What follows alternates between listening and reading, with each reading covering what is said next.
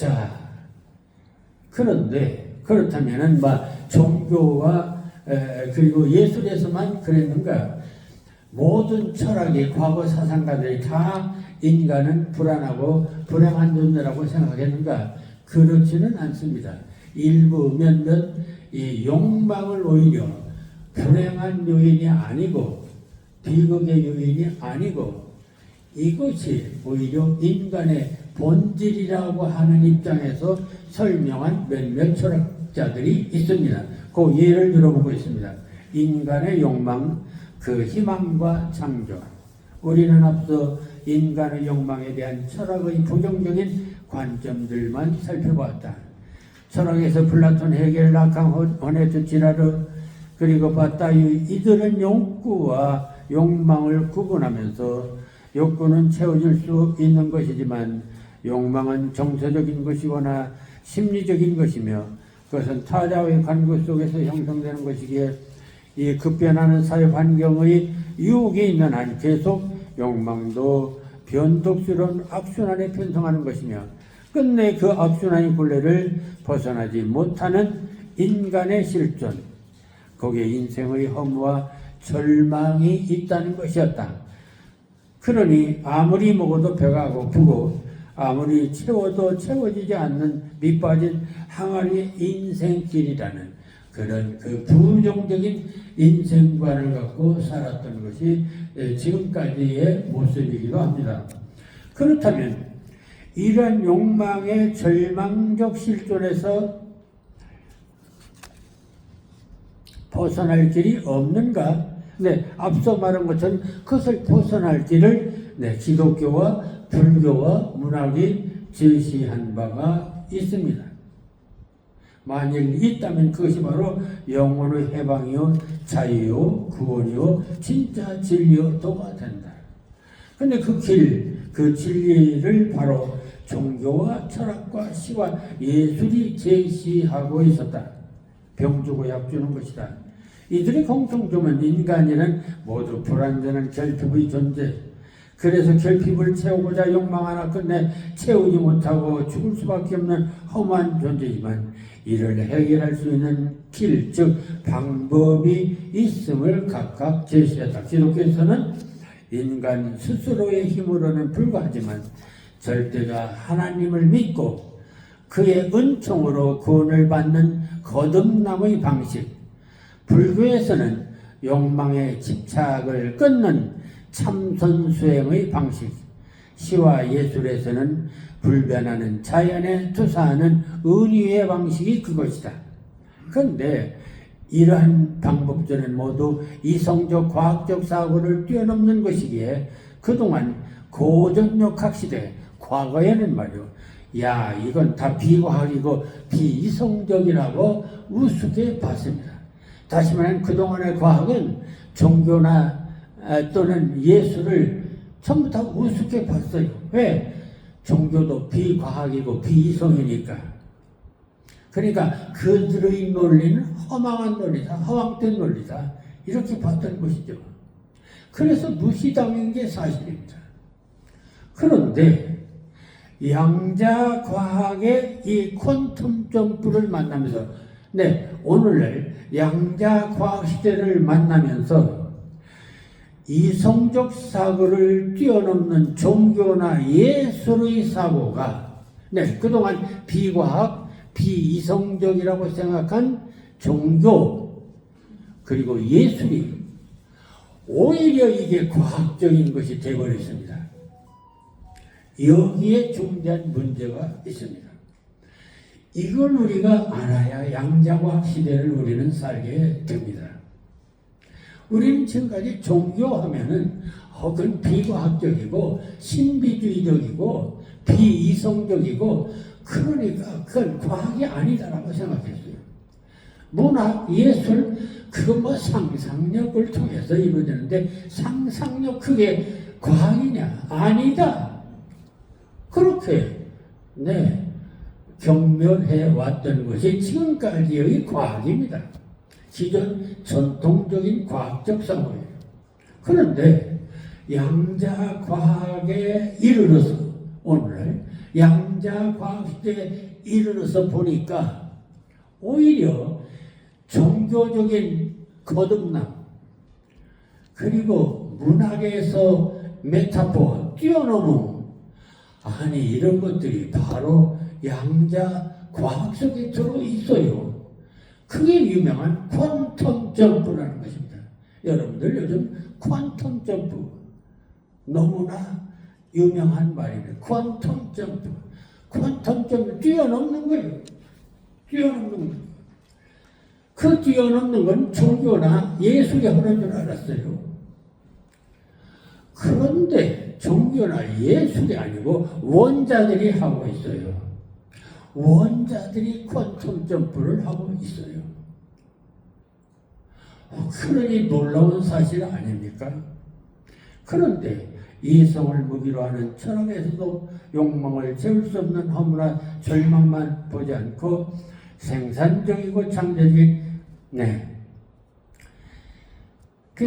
그런데 양자과학의 퀀텀 점프를 만나면서 이성적 사고를 뛰어넘는 종교나 예술의 사고가 오히려 과학적임을 인정하는 그래서 과학과 종교와 시가 그동안은 각각 별개인 단절이나 분열의 관계였지만 이제는 상호 인정되는 공존의 시대를 맞이하게 된 것입니다. 종교도 과학적이고 시도 과학적이고 예술도 과학적이고 과학도 과학적이고 이런 시대가 됐어요. 그게 바로 오늘의 양자역학 시대의 과학입니다.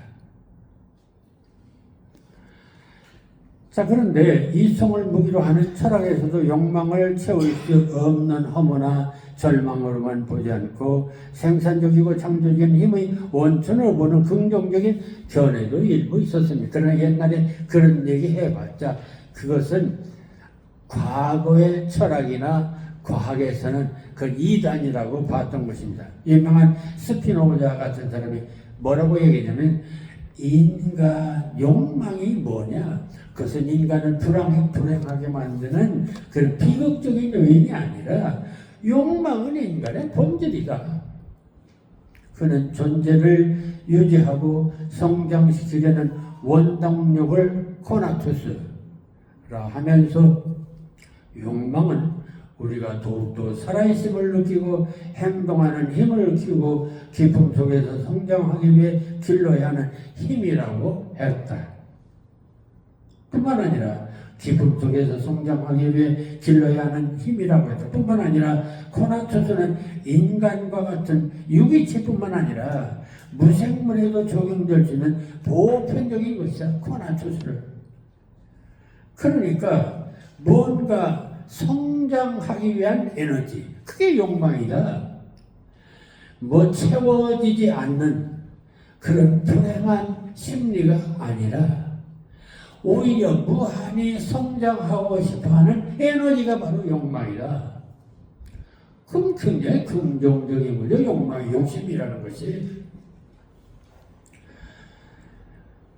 그래서 이것은 인간뿐만 아니라 자연도 그럴 수 있다. 여기까지 가세요. 모든 존재는 단순히 생존하는 것 이상으로 자신을 실현하고 지속적으로 확장하려는 성질을 가지고 있다는 말인데 이는 그동안의 욕망론이 인간으로 한정된 것과 달리 인간과 우주자연을 포함한 것으로 필적하지려 하는 원자들도 불안정과 결핍을 극복하고자 분열과 통합을 계속한다는 견해와 연결되어 있음을 보게 된다. 자, 이런 그 스피노자의 독특한 이론이 있었습니다만 과거에는 스피노자 철학은 아예 저리가 나요. 취급도 안 했습니다. 최근에 와서 한편 니체. 우리는 지금도 니체만하고 괴팍한 괴짜 철학자라고 보고 있습니다. 마치 20세기 철학의 이단아 이렇게 생각하는데 그는 생은 원의 형상을 띠면서 영원히 반복되는 영겁회기 돌고 도는 영원히 반복되는 존재다. 그러나 그 그것에 좌르자하지 않고 오히려 현실의 삶의 고뇌와 기쁨을 그대로 받아들이고 그 순간만을 충실하게 생활하는 것을 자신의 과제와 사명, 즉 운명으로 알고 사랑하는 것. 네, 이 제목이 대단히 중요합니다.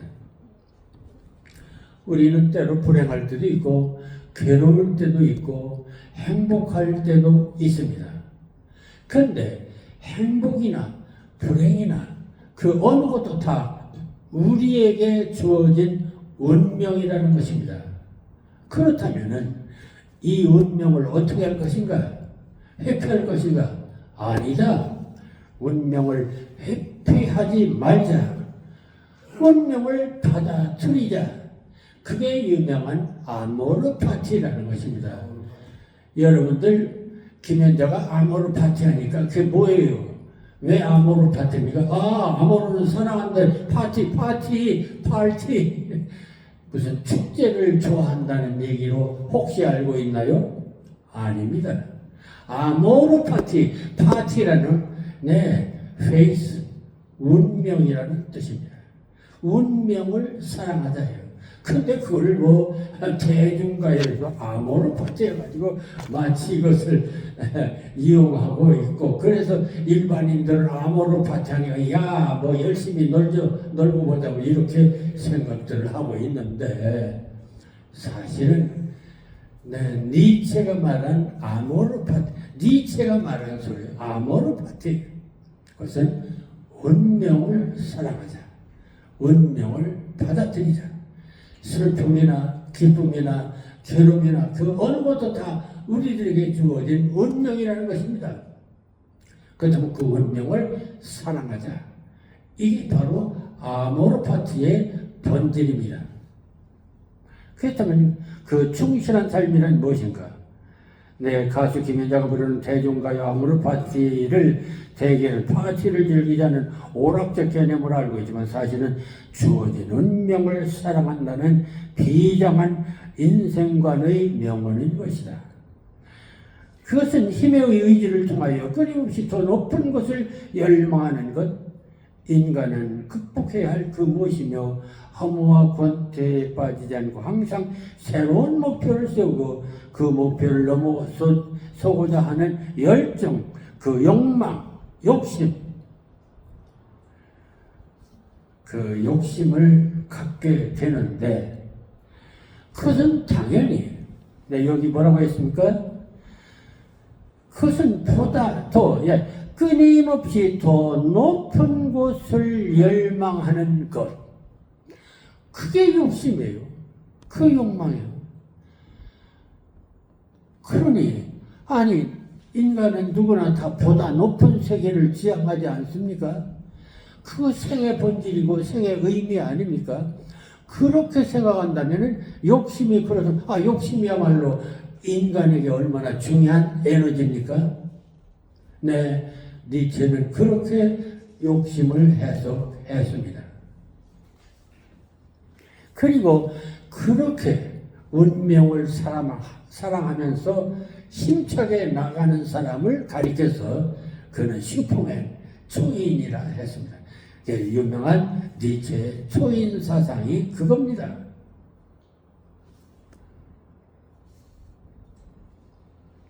그것은 일종의 디오니소스적 도취자 삶과 창조의 몰입이다.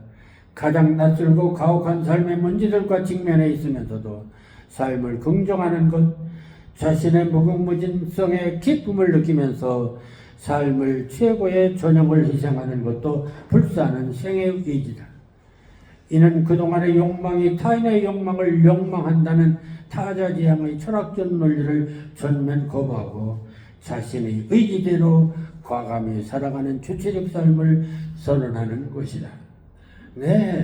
우리는 여기서 니체의 새로운 모습을 읽을 수 있어야 됩니다. 그 당시는 니체가 이런 말을 했을 때 이거 미친놈으로 봤습니다.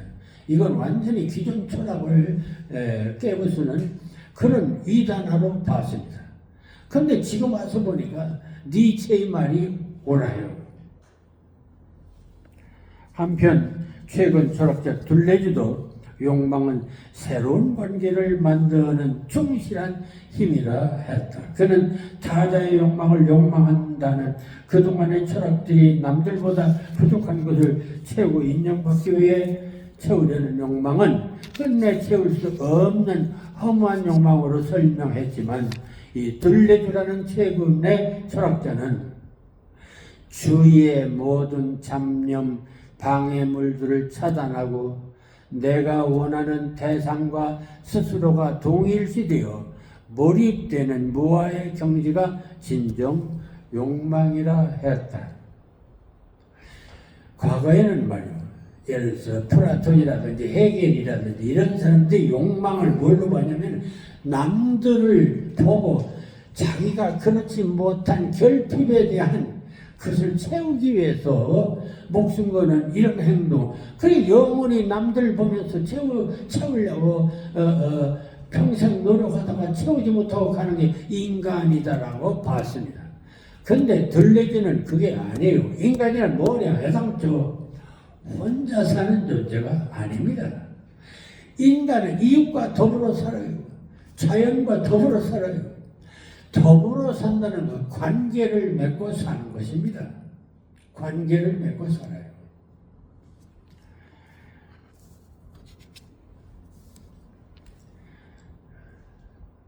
우리는 날마다 새로운 환경을 만나고 그것에 몰입하고 관계를 맺으며 새로움을 생성한다. 이렇게 모두를 종합할 수 있는 생산적인 힘, 새로운 연결관계를 생성하려는 충만한 힘이 바로 욕망이라 했다. 그러니 욕망은 결핍을 채우기 위한 허무한 힘의 반복이 아니라 새로운 관계를 맺어가는 생성에 무한한 힘이라는 것이 둘레주의 입장이다. 그런데 이것은 둘레주 입장뿐이 아니라 오늘 양자가 정보통신 시대가 그렇습니다. 여러분들이 정보통신의 핵심이 뭡니까? 세상 모든 정보를 네트워크, 그물망처럼 만들어서 서로 연결하고 사는 거죠. 오늘 인터넷 세상이 뭐예요? 서로 연결하면서 사는 세상이에요. 이게 양자의 세계입니다. 옛날에는 모든 존재는 독자적이고 개인적이다 이런 생각을 했어요. 그래서 독립되고 개성을 존중하고 개인적인 개인 플레이를 좋아했죠. 그런데 양자의 각실에 와보니까 독립되고 독자적인 건 아무것도 없어요. 인간에게 전부 다 연결되어 있어요. 그러니까 서로 더불어 살아야만 되는 것이 현대 양자역학적 윤리가 됩니다. 이런 점을 생각한다면 오늘날 이 네트워크 시대, 인터넷 시대, 그리고 둘레주가 말하는 관계성을 맺어가는 이런 시대, 이런 것과는 너무나 일치되고 있는 것이죠. 그리고 이렇게 관계성을 맺어가는 과정이 바로 욕망이다. 이렇게 봤습니다. 그러니까 인간에게 그런 욕망이 없다면 큰 삶의 의미가 없는 것이죠. 자, 그래서 그렇다면 스피노자나 니체, 둘레주의 욕망에 대한 입장은 오늘날 양자역학에서 말하는 모든 온전한 불안정에서 안정을 찾으려는 영원한 몸부림, 파동 떨림이라는 것. 그래야 떨림을 마침내 공명을 통해 극복한다는 이론과 상당히 맞닿아 있음을 보게 된다. 그러나 지금까지 종교나 철학이나 인문학이나 시학에서 말하는 욕망에 대한 논의는 스피노자의 코나투스를 제외하고는 하나같이 인간중심적이었다.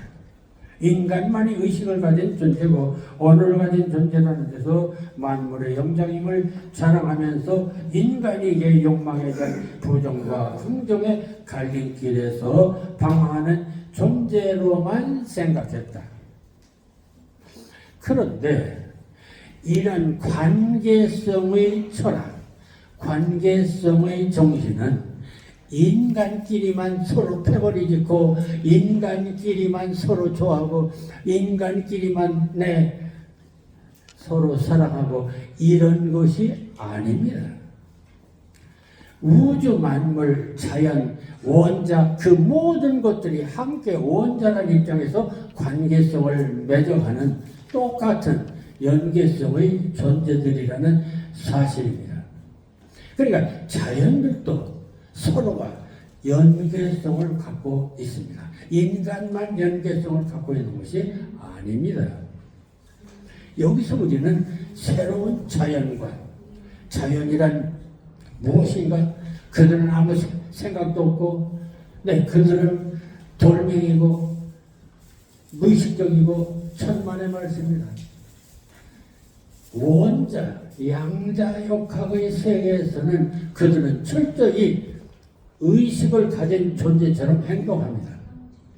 이런 면에서 우리는 이제 지금까지 자연과 인간은 별개다.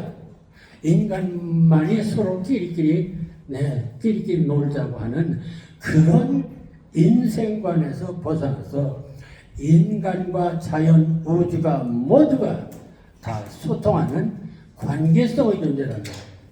이런 생각 외에 우리들의 자연관을 새롭게, 우주관을 새롭게 해야 된다. 이것이 오늘 시의 오늘 강의의 주제가 되겠습니다. 자, 여기까지 강의를 하고 끝나겠습니다. 그리고 그 다음에 연간 강의 주제 파동의 우주와 파동의 시학 강의 계획이 있습니다. 여기서 여러분들이 프린트를 보고 금년도 활동해 주시기 바랍니다. 자, 이상으로 그거 준비가 있고 하니까 끝내겠습니다. 감사합니다.